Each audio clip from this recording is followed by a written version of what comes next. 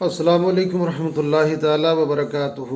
احیاء العلوم جلد دوم صفحہ 168 میں حضرت عمر رضی اللہ تعالی عنہ بیان فرماتے ہیں کہ خدا کے بندو، اگر نماز پڑھتے پڑھتے کمان کی طرح جھک جاؤ اور روزہ رکھتے رکھتے چلہ کی طرح دبلا ہو جاؤ، مگر رب تعالیٰ تمہاری نمازیں اور تمہارے روزے ہرگز قبول نہیں کرے گا جب تک تم حرام نہ چھوڑ دو۔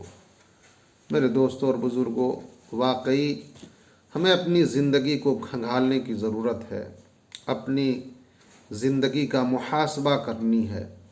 جب تک ہم اپنی زندگی کو کھنگالیں گے نہیں، اپنی زندگی سے حرام کو نکالیں گے نہیں، میرے دوستو، عبادات و ریاضات ہمارے بیکار ہوں گے۔